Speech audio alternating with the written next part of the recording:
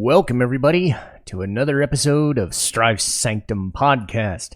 My name is Citizen Strife, and this week, and potentially yet another week, will be spent talking about a game and a new franchise that, by all accounts, shouldn't have to exist, but did because one company said, fuck that. And then we ended up all saying, fuck Konami. And that is Bloodstained. And we'll start with Ritual of the Night. For those unaware, Kickstarter is a good thing, especially for people who can't seem to create the games that they used to make because companies don't like it anymore. We've seen it in a lot of cases. Ukulele is basically Banjo-Kazooie and whatnot. Mighty Number 9 for what good that did until Capcom decided to make Mega Man 11 and, well, do it properly. But one of the more high-profile ones and one of the more successful ones was Bloodstained. Or, let's just say it how David Hayter would say it, Bloodstained. And it started because Symphony of the Night was great. Every other Metroidvania game, by and large, not always, but by and large, was great. But Konami said 2010 or so, let's make a God of War ripoff. And they didn't want to get to make another one. They never did. And time went by, and time went by, and time went by, and he quit. And then he released a YouTube video and said, we can't make the games that we want to make, so we implore other people to buy our stuff, and we'll make it. So years go by, and years go by, and they make, I think what the final tally was like 5.5 million or something like that. And yeah, the initial game came out, and despite some glitches and some ports, Switch, that were not really great, by and large, it was a massive success. And they recently released, I want to say it was 1.5 or 5. One of those numbers. I don't know patch numbers, but basically they released their final patch. So Ritual of the Night hit all of its stuff, all of its backer goals, all of that stuff. They've kept it going for 5 to 6 years now. So I wanted to talk about the initial release, playing it again recently, mostly via randomizer mode, which ended up mostly just being a normal playthrough, all things considered, because I went really boring. But really just all of the stuff surrounding it, and all of the things that they benefited from because they took a game franchise that was dead, and they revived it with a different name. That's essentially all they did. And why it worked, why it should be a cautionary tale against companies not keeping their IPs going, and, what all the side content was. And the way I'm going to kind of work it is the standard Ritual of the Night Metroidvania stuff, or anything like randomizer mode, revenge mode, versus chaos, all that stuff. In this episode, if it runs long, I will split it into a second episode talking about Curse of the Moon, the 8-bit classic stuff, the classic modes in Ritual of the Night, which veer more towards the original Castlevania style, because they tried to hit all kinds, all flavors. But the 2D straightforward, very bare bones, old classic stuff will be in its own episode, but this will be talking about Ritual of the Night, the Metroidvania stuff, and anything surrounding that. And anything cool that I've noticed since they've released it. Because if you try to play it now, a lot has changed. But still a great game, even way back when. The only thing that I really had trouble with on occasion was a few years in, I tried to play it again, and the PS4 would crash on me. Recently, not a problem. So, new patch got rid of old crashes that may or may not have happened. And again, it's not everybody's case. So, Ritual of the Night is great. But what exactly is Ritual of the Night? Well, it's Order of Ecclesia. It's Aria of Sorrow. It's all of those later DS Castlevania style games with the souls collecting, in this sense, the shards. But that style of game, which they'd been kind of building towards after Symphony of the Night, and they've been doing, 4 or 5 other games in that style. Now, no, Iga didn't do all of them, but he worked mostly, I want to say it was Harmony of Dissonance, and it was, I forget which one. I think it was Harmony of Dissonance, because Harmony of Despair was the one that was like that co-op game or something. So I'm going to get them confused. But then Aria of Sorrow, and then the DS ones, Dawn of Sorrow, Portrait of Ruin, Order of Ecclesia. I'm going mostly on Aria, Dawn, and Order of Ecclesia style because of the single player, the reminiscence, or I'm getting the word wrong. The fact that it has a female protagonist, things of that nature. The resemblance, duh. Recognition, resemblance, duh. I'm stupid. Anyway, but yes, pretty much anything you'd expect a Castlevania game to look like in this day and age, 15 years later, is what this is. But the plot. How do you do a Castlevania game that's not a Castlevania game? Well, you just set it in a castle that isn't based around Dracula. The way they've kind of gotten around that is they've centered the game around Gremory, this moon demon thing. And the entire franchise, really, because Gremory shows up in the Curse of the Moon stuff a little bit more than this. But she's kind of the framing device of all evil, whether or not she is the owner of the castle or just one of the caretakers and all that shit. So she influences a shardbinder known as Jeeble. Now, Miriam and Jeeble were two people that were experimented on by alchemists, and they were imbued with shards, which were essentially souls for, Soma Cruz. So a lot of the stuff that you would recognize for those Dawn and Aria games are known here, but shardbinders, essentially, there you go.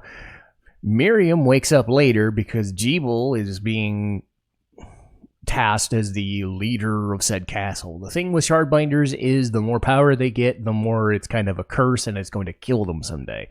So, that's fun. The idea of being corrupted. So yeah, a lot of similarities.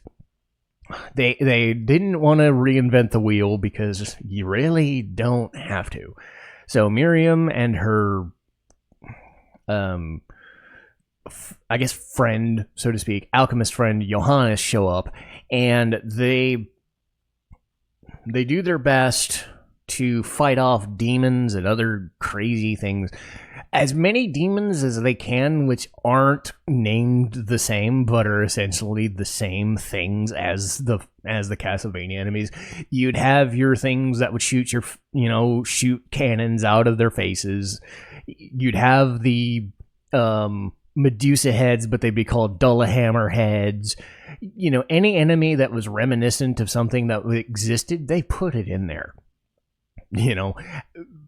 Changed it enough that it's legally distinct, hooray, and did what they could do. So what do? You use a sword. You use a knife that's in your foot. You use kicks and punches and all sorts of manners of weapons. And then you use their souls or their shards, basically. So I'm going to get that mixed up over and over again because I'm going to, your MP is going to be used via the shards. You've got passives. You've got directional attacks. You've got stuff that floats around you, all that manner of stuff. My preferred method was something known as Welcome Company. You get it in the cathedral. You fight these painting things, which may or may not be people who have backed the Patreon, or not Patreon, the Kickstarter, to a higher degree.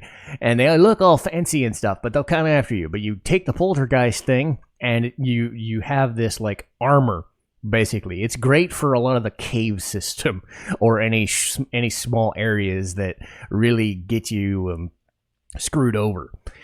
And, you'll get anything from fire, lightning, ice. You get Medusa heads to float around you. That's also my preferred method. The Medusa heads, a familiar, would fly around. You could get a fairy that, again, You can sit at a piano I don't know where it started, but Iga has a fascination with two things in his games. It's a chair that you can sit in, and being able to sing while playing a piano or some other instrument. So they even added a fairy singing a song for about a minute in the Garden of Silence. So nice little touches there. If anybody knows why that's a thing, or if it's just a running gag that he just does for fun, it's fun. Everybody has their cool running gags. But Miriam and Johannes take over this place known as Arventville with the help of Dominique. And she's a nun from a church, and she's a supplier. She's trying to save other people. You help some townsfolk with some quests here and there, helping people get food or create crops or kill a lot of enemies. You get some other cool things. Sometimes you'll get some really good stuff, like if you finish a side quest for a lady named Susie who asks for a different set of food for about 15 or 20 times, you'll get like an endless supply of shotgun rounds, which is pretty powerful. It's a method I used in one of my playthroughs. Because you have to pay for bullets.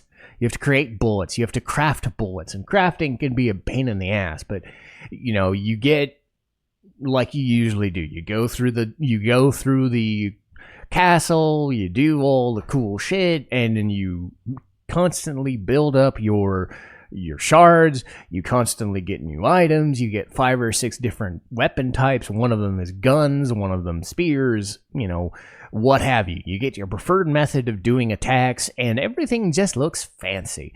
Castlevania, set the standard for Metroidvania style, and 4-3 and whatnot. Now everything looks 16:9 and whatnot. You get these nice looking visuals. I find because of my vision level, I don't really like the extended view because everything just ends up looking slower. I'm not saying Miriam is slow, but I always just feel like being able to see everything just makes the game slower than it would be if it was really scrunched down and I could, it's just a matter of perspective. I don't need to be looking at the fancy schmancy graphics. It's good to find where enemies are. I will give them that. But the real estate used makes Miriam's a lot smaller, and it also makes bosses a little less threatening because they're in most cases human-sized. Not always, but to be fair, human-sized ones still are threatening. Particularly Bloodless and Alfred, which I'll get to. But the main thing is bosses give you progression items, and you try to figure out your progression through that method. You're tasked with finding Alfred as well. So you're trying to find Alfred because he's the creator of Miriam and Jeeble. He experimented on them. But all the while you're doing the stuff to find Jeeble. But you realize that something's going on and it's not as cool as it was. And you get these progression items here and there to help you go on. You get double jump, or you get a way to invert the castle. So you almost get that inverted castle from Symphony of the Night feel to it, but it allows you to get more stuff in there. You even get the spike breaker stuff in a different name. I think it's called the Aegis plate, so that you can go to this like Japanese style area. Another person that you end up fighting, who is a sort of ally, sort of enemy, is Zangetsu. And Zangetsu is great because he's voiced by David Hayter. I'll stop here because the voice acting is also of good note. You get Miriam's voiced by Eric Lindbeck. You get Johannes voiced by Ben Diskin. Frida Wolf is Dominic Baskin. But Zangetsu is David Hayter. And even people like Ray Chase and Carrie Walgren. I haven't heard Carrie's voice in 15 fucking years, but she's been in things recently like Bloodstained and now the Vengeance remake for SMT5. But she was in everything for like 5 years, 10 years in the early 2000s. It's kind of cool that they brought her back. They even brought back the original Alucard from Symphony of the Night, Robert Belgrade, to play totally not a Dracula, but Orlok Dracul, who like runs a Livra Ex Machina, this like mechanical library kind of thing. He lets you take books, but if you take too many, he'll come after you and try to kill you in a boss fight. So their voice acting crew is really fucking good, and the in-joke was, I think one of their stretch goals was to just say, get David Hayter in it, because he's another guy who was kind of screwed over by Konami being dumb, way back when, because why would you do that to the guy who's synonymous with Solid Snake? Now, he plays Zangetsu a little more, he plays him essentially it's Solid Snake in a samurai outfit. That's essentially who Zangetsu is. A little more vengeful and angry, while Solid Snake is just more, I'm above this shit. Let me, not, deal with this crap. Solid Snake's never been like the vengeful type. Zangetsu is just like, I'm cursed, I'm going to fucking murder you, let me go. And I want to murder this fucking ambulance that's coming across and ruining my concentration. Anyway, but yes, you get all that cool stuff, you get all these cool voice actors to do this cool stuff, and, they add to the thing. I will say, personally, that the visuals for cutscenes, the cutscenes last at most 10 seconds. They're not very high quality. They're almost like PS3, or early PS4, depending on whatever style you get. It's almost like trying to complain about the plot of a Mega Man game or a Castlevania game. It's like, what's the point? It's a framing device for the thing, right? So I'm not going to get so nuts over it. But essentially, you're following every little interesting path to go through the areas and find your progression items. You do your things, you get your things. The one progression item I will say is a bitch to obtain, because they don't tell you it's a progression item or where to find it, is the underwater thing, which is known as Aqua Stream. Your goal early is to get something known as Aqua Stream, and then you fight Alfred and you get something known as Deep Sinker, which allows you to swim further to get further places. But Aqua Stream is only found by killing a certain monster. So, yeah, if you don't know that, you're wandering around the whole fucking castle trying to figure out how the fuck you're supposed to do that. Because you're trying to get there after you face an enemy called Bloodless. So everything kind of works well until that point, because you're given all the progression stuff usually after bosses. And then they decided to hide one of them under a normal enemy, which I wonder, I think, Dominique or Johannes or somebody mentions it, or Zangetsu mentions it as a side thing, but it's like, it should be a mandatory thing that you're not looking for. But then later on, you're given what you need to face off against Jeeble and Gremory. You even get like an 8-bit version. It's called 8-Bit Nightmare. You get through that and you fight the thing, and you're doing the thing, and the music is great. And I'll take a bit to talk about it, because Michiru Yamane, who's been doing the Castlevania stuff since Symphony, here and there taking breaks or having other people work on them, it's just there. That style. Or if you've played Time Spinner and you know what they were going for, like, that's the style they're going for. Yamane is obvious. When you hear that first song, I think it's called In Galleon Minerva. I think I put the list down here. I'm going ahead of myself a little bit, but the music, I'll talk about it now, because you've got Michiru Yamane, you got some other people, Keisuke Ito and Ryusuke Fujioka. They worked on it. The Voyage of Promise. First song you get in the game, Galleon Minerva, you actually hear it in Curse of the Moon first, but it, rears its head in all its splendor in this game. But then you get Gears of Fortune, which is my personal favorite. It's in the Tower of Twin Dragons. You get Luxurious Overture, which is the castle entrance theme. You get that stuff, and you just hear that definitive style. Like, if you've played any of those Metroidvania games, you kind of know, or even like the PS2 era Castlevania stuff, you know this musical style. Some of the songs even kind of sound like East themes in a way. Autumn Desolation was from Oriental Science Lab, is also good. One of the boss themes, known as the Executioners, were great. But yeah, the 8-Bit Nightmare Valiant Stride is not a complete vampire killer ripoff. It's its own cool thing that is its own style, which is great because, again, everything is trying to mimic the old Castlevania games in those classic modes, but it's not doing it. It's doing it as a labor of love that doesn't come off as chintzy. You know, these are the people that have been making the games for 15 to 20 years now. They know what they're doing. It's almost like the recent Persona games where newer people, you know, or even the Final Fantasy stuff. I may or may not like the way Final Fantasy's doing things here and there, but the people who've been making them are taking over for the people who used to be the originators and whatnot, and they're doing it their way, and they're doing it well. I trust people who have been making these, you know, who have the experience, have been making these games, know that this is their style of game. This is what they wanted to do. Let them do it, and they will impress you, and they did very well. Trying to see if there was anything that... I want to say I already kind of covered the few negatives that I was talking about, because the 3D cutscenes were not all that impressive. The underwater progression... Oh yeah, there's another one. I would say the cave system.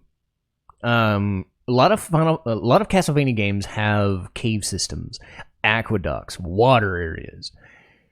But this game is kind of overdoing it to the point where half of the area and the bottom of the fucking castle is the water level. And yeah, they splice it into 2 or 3 different areas, and then you're going into other areas here and there, but it's like a lot of the aesthetics, a lot of the same structural design ends up getting reused in a fire area, the Oriental Science Lab, the final area, the Glacial Tomb, the Hidden Desert. All the cave systems look the same or are designed the same and just have a different color palette, and it gets a bit much. I understand reusing assets, especially if you're doing a cave system, and I understand that caves are going to look the same regardless, but it is going to drive you nuts if you're going to a new area and you're just like, oh, it's just another one of these. Okay. It's not the worst, but it is one of those things I did have to mention because it's like, you know, what issues could I find in this game that were just there? You know, for a game that was trying to basically do what you needed it to do. You know, it was like, oh, you want a Symphony of the Night clone? Well, here you go. You want to play a Castlevania classic style game? Well, you could do Curse of the Moon, or you could do some of the other versions of it. Everything is there. But yeah, as far as positives go, I mean, if you played those DS, late GBA DS Castlevania games, this is what should have been. You know, you could have gotten like 4 or 5 more of these games in the time that it took Konami to release a fucking mobile game. You know, they didn't want to do anything with it, so Iga and others decided to just make it themselves, and they've made like 4 or 5 Bloodstained games in the time that they could have made like another fucking Castlevania game. You know, people still want these games. They want these experiences, and I'm grateful that we're getting them. But not just the old school, not just the Metroidvania experiences. You get different characters. You get to do different things with them. Like, Miriam has her own style. So she can equip anything and everything as weaponry and just find traversal and progression like you would in a normal playthrough. Zangetsu doesn't have that luxury, but if you use him, he's just super fucking strong, and he can do like explosions. You know, early on, one of his skills is he can just like explode stuff in front of him, and it fucking wrecks people. It's fucking broken. And it makes just doing things easy. He's got a high jump that makes it easy to do things. He can swing from a chain and stuff. He can trivialize some boss fights too. So they made it so like he can't really heal. That's his drawback. But man, he does a lot of damage. One of the cooler ones, honestly, is one of the bosses known as Bloodless. Bloodless shows up about midway through the Miriam playthrough, and she's what she sounds like, a woman who bathes in blood and attacks with blood and is, fights with an umbrella made of blood and goes after you with all sorts of blood attacks. So she starts pretty weak because she has to start in kind of a mid-game area, but later on she ends up getting, cool stuff. She can float in the air or jump higher. Think of like Peach in the old school Super Mario games, where she can kind of do broken mechanics to traverse because she doesn't do the reversion and inversion and stuff like that. But later on, she can do like an infinite jump, so she doesn't have that problem. Her biggest issue is she's a defensive fighter. She's very slow, and you don't have the luxury that you'd have in a boss fight where you can just damage them by, getting close to dudes. That's what bosses do to you. I hate fucking contact damage, honestly. But she gets all the cool blood moves that she'd get in the thing. She gets the Scarlet Cyclone. She gets the fucking dripping blood thing. She can steal blood to heal herself, though it's a bit slow, but it's a heal mechanic that Zangetsu can't get, So you get to use her, and Bloodless has kind of been one of those like breakout characters. Other than I think everybody has fans of all these characters, but Bloodless is that like hot lady with all the blood. It's kind of like, yeah, I mean, why not, right? You also have Aurora from Child of Light. I don't know much about Child of Light personally, but you get her. She can kind of mix Miriam's original playstyle with her own traversal mechanics and powers. It's the closest to a normal playthrough, but she has her own cool stuff because she can fly or use familiars. The flight mechanics really change the dynamic of being able to do anything, and I would say using her is fun because it's a bit rough to use the other two. Zangetsu's broke as fuck, but again, he's a bit slow to use. So I love like faster characters or am able to traverse, and I think Aurora would have been my preferred choice. But I wanted to play as Miriam again because I did a randomizer mode, and a randomizer mode was, you can change what your mode is. You have to defeat Jeeble, or you have to defeat Gremory and Dominique and Bale. Later on, you find that like Dominique has been kind of using Miriam to try and gather shards and whatnot, and is going to summon a fucking demon and whatever. So instead of fighting Dracula, you fight this weird circular beast monster known as Bale. It's like a big fucking snake with a human head on one of the heads, so you fight all three. So you can either fight Jeeble, you can fight Gremory, who's been manipulating everything, or you fight Bale and Dominique. So you switch that. You can also find key items shuffled around or anywhere. I didn't really want to do anything fancy because some people have said you can actually soft lock yourself if you don't find the Zangetsuto, the weapon that you get to unlock Gremory's stuff.